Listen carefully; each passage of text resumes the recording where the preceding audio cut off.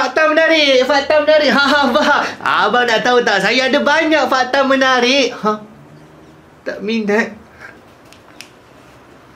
Akak nampak macam berminat dengan fakta-fakta menarik. Tak nak tahu. Psst. Dek. Adik nak fakta menarik tak? Lama polis. Kenapa tak ada orang yang nak layan fakta-fakta menarik yang aku ada ni? Korang dengar je lah fakta-fakta menarik ni. Aku dah tak tahu nak buat apa dah. Serpihan salji ada macam-macam jenis bentuk. Bentuk-bentuk serpihan salji ni berbeza bergantung kepada suhu dan kelembapan. Tapi hampir semuanya berbentuk heksagon 6cc. Kenapa 6cc? Boleh jadi sebab struktur kristal ais tu sendiri berbentuk 6 lipatan. Oh, cakap pasal serpihan salji, ada saintis yang sangat-sangat obses dengan serpihan salji bernama Wilson Bentley. Beliau tangkap hampir 5,000 gambar serpihan salji sampailah beliau mati. Kesimpulan beliau adalah tak ada satu pun serpihan salji yang serupa dengan yang lain. Sebut pasal Bentley, antara kereta mewah Bentley yang paling jarang dijumpai dan mahal adalah Bentley Buccaneer yang hanya ada 6 buah sahaja dihasilkan. Ia dimiliki oleh Sultan Brunei. Cakap pasal Sultan Brunei dan kereta, beliau memiliki koleksi kereta yang terbesar di dunia, dijangka mencecah 7,000 buah kereta dengan nilai mencapai 20 bilion ringgit. Koleksi tayar kereta mewah Sultan Brunei je boleh jadi lagi banyak daripada tayar mainan sekotak Lego kat rumah korang tu. Dan cakap pasal tayar, korang tahu tak yang warna tayar asalnya adalah warna putih? Sebab itulah asal warna getah. Tapi lepas tu karbon hitam ditambah pada tayar sebab ia didapati dapat meningkatkan jangka hayat tayar. Oh, itulah sebab maskot Michelin warna putih dan bukan warna hitam macam tayar sekarang. Lagi satu pasal maskot Michelin ni, versi awal dia sebenarnya sangat menyeramkan. Kenapa ni? Macam tu jugalah versi awal beberapa maskot terkenal yang lain sebelum mereka dijadikan comel. Burung hantu Duolingo asalnya nampak tak comel, nampak formal. PA pula nampak macam kenapa ni?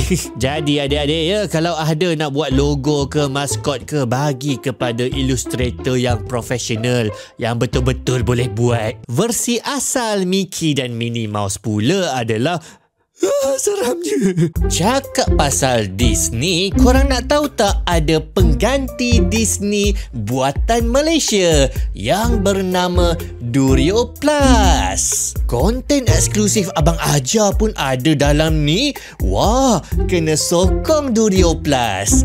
Klik link di bahagian komen untuk subscribe dengan Durio Plus. Tak semua maskot yang seram ni tak bagus. Sebab sekarang ada banyak franchise media yang popular menggunakan maskot yang seram sebagai watak mereka. Dan yang pelik, budak-budak yang paling suka tengok. Jap, kenapa orang suka tengok benda seram ya? Ada penjelasan sains mengatakan sebab orang suka bila ada rusuhan adrenalin yang berlaku dalam tubuh mereka bila mereka ketakutan. Darah menjadi mengalir laju, banyak oksigen yang masuk ke otak dan mereka jadi lega bila ketakutan itu habis. Itulah sebab orang nak ulang-ulang tengok benda-benda seram. Darah kita berwarna merah kerana ada satu protein berwarna merah yang bernama hemoglobin di dalam darah. Tapi tak semua darah berwarna merah sebab ada sotong yang darahnya warna biru. Ada darah warna hijau macam yang dimiliki oleh sesetengah biawak. Ada darah warna kuning macam darah timun laut. Dan ungu pun ada macam yang dimiliki oleh binatang apa ni? Warna biru adalah antara warna yang paling susah ditemui dalam alam semula jadi. Apa sangat je hidupan yang berwarna biru? Jadi dulu ada pengkaji kata warna biru ini tak sesuai digunakan dalam makanan sebab orang akan anggap makanan tu sebagai tak semula jadi, makanan tu pelik. Tapi menariknya sekarang makin banyak makanan dan minuman yang berwarna biru. Cat pewarna biru yang paling tua dalam dunia adalah dicipta oleh tamadun Mesir kuno dalam 5,000 tahun yang lepas. Biru Mesir ini adalah warna sintetik buatan manusia pertama dalam dunia. Tak ada siapa yang faham tulisan Mesir kuno yang tercatat di dinding-dinding piramid selama beribu-ribu tahun. Sampailah penemuan batu Rosetta oleh tentera Napoleon di Mesir pada abad ke-18. Batu Rosetta yang asalnya duk kat Mesir itu bagaimanapun sekarang berada di Museum British tanpa kebenaran. Dan samalah kesnya dengan beribu-ribu lagi artifak penting dunia yang bukan milik British. Itulah sebab ramai yang panggil Museum British sebagai tempat hasil curian terbesar dunia. Raja terbaru United Kingdom, Raja Charles, berumur 4 tahun sebelum ibunya Elizabeth ditabalkan menjadi ratu. Pada umur 73 setelah kematian ibunya, barulah gilirannya pula menjadi raja. Wih, lama betul tunggu jadi raja. Sekarang masih ada 43 negara yang memiliki raja. 15 daripadanya di bawah monarki British dan 28 memiliki raja yang memerintah. Kita sangka bahawa 70 tahun pemerintahan Permaisuri Elizabeth II sebagai Ratu United Kingdom adalah sangat lama. Lamalah 70 tahun. Tapi sebenarnya beliau bukanlah monarki yang paling lama memerintah. Rekod itu dipegang oleh Louis XIV yang memerintah Perancis selama 72 tahun. Oh, beza 2 tahun je. Ini berbeza dengan Louis XIX Perancis juga yang hanya sempat memerintah selama 20 minit. Lebih kurang sama panjang dengan waktu rehat sekolah korang.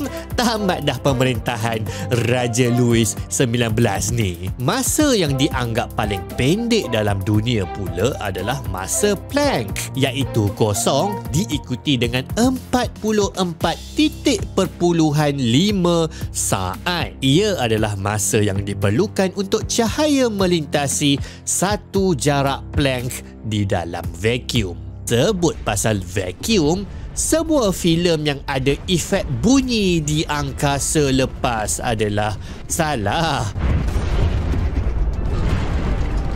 Sebab gelombang bunyi tak dapat melalui kawasan vacuum yang tak ada partikel. Jadi di angkasa tak ada orang yang dapat dengar anda menjerit. Dah pasti anda tak akan dengar saya menjerit di angkasa sebab saya memang tak nak langsung pergi ke angkasa. Jeritan manusia yang paling kuat pula dipegang oleh Jill Drake pada 129 desibel, yang lebih lantang daripada bunyi gerudi.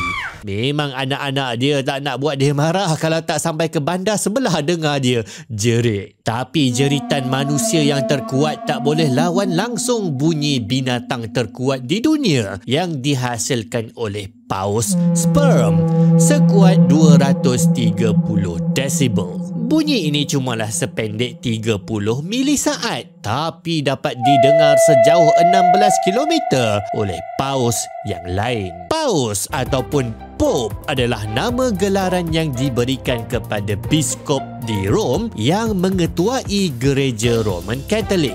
Agama Islam dijangka akan mengatasi Kristian sebagai agama dengan jumlah penganut yang terbesar dunia pada tahun 2030. Populasi dunia meningkat dengan sangat pesat pada abad lepas. Pada tahun 1950, penduduk dunia adalah seramai 2.5 bilion orang. Tapi pada 2021 ia mencecah 8 bilion orang. Pada 2050 dijangka 10 bilion manusia akan mendiami planet bumi. Ramainya. Trend jumlah penduduk negara Jepun pula terbalik. Ia semakin menurun setiap tahun. Semakin kurang bayi yang dilahirkan sebab orang tak nak berkahwin, manakala jumlah orang tua pula semakin bertambah. Fenomena kodokushi adalah sangat membimbangkan di Jepun, di mana orang tua mati seorang diri tanpa keluarga yang menjaga mereka. Kematian mereka boleh jadi tidak diketahui berbulan-bulan lamanya. Jaga mak ayah korang elok-elok tau. Sebelum samurai pupus, mesin fax telah pun wujud. Wow, ya ke? Jadi Abraham Lincoln di Amerika sebenarnya boleh menghantar fax kepada samurai di Jepun. Nama Amerika datang daripada penjelajah Itali yang bernama Amerigo yang menjelajah benua itu setelah penemuan yang tidak disengajakan oleh Christopher Columbus. Orang Itali pula sangat dikenali dengan gaya tangan mereka yang begitu meriah sewaktu bercakap. Teori kenapa itu berlaku dikatakan kerana orang Itali ini mereka dijajah oleh begitu banyak negara lain sampailah mereka terpaksa menggunakan bahasa tangan untuk mengatasi kesukaran berbahasa dengan orang asing. Cakap pasal gaya tangan yang sangat popular digunakan sebagai simbol peace, iaitu jari yang berbentuk V itu berasal daripada Perang Dunia Kedua untuk menandakan kemenangan negara-negara bersekutu. Tapi jangan tunjuk gaya peace tu secara terbalik di Ireland, Australia, New Zealand dan Afrika Selatan sebab lambang itu mencarut bagi mereka, bahaya. Macam tu juga simbol okey, jangan buat dekat Brazil sebab itu pun kira mencarut juga tu. Pemain bola sepak Brazil yang terkenal di dunia, Ronaldo, pernah meminta maaf kepada ibu-ibu seluruh dunia sebab mengenakan gaya rambut yang sangat hodoh dan ditiru oleh kanak-kanak apabila Brazil menang Piala Dunia 2022. Nasib baik tak pernah terjebak. Malaysia tak pernah layak lagi ke Piala Dunia, tapi kita pernahlah masuk ke pusingan kelayakan Olimpik pada tahun 1972 dan 1980. Malaysia tumpas di tempat ketiga kumpulan A pada Olimpik 1972. Tapi apa yang berlaku pada tahun 1980? Malaysia rupa-rupanya memboikot Olimpik 1980 di Moskow sebagai bantahan penjajahan Soviet Union ke atas Afghanistan. Soviet Union yang merupakan negara terbesar dunia pada tahun 1922 sehingga 1991 tidak lagi wujud pada masa sekarang. Ia telah tumbang pada tahun 1961 dengan penjajahannya ke atas Afghanistan dianggap antara punca utama kejatuhan empayar tersebut di samping bencana nuklear terbesar dalam sejarah iaitu Chernobyl. Afghanistan diberi nama jolokan kubur empayar-empayar dek kerana kuasa-kuasa besar dunia seperti British, Soviet Union dan Amerika Syarikat tidak berjaya menumbangkannya. Jadi itulah sedikit sebanyak beberapa fakta-fakta menarik tapi korang tak nak layan pun. Kita jumpa lagi di siri yang akan datang kalau ada. Assalamualaikum.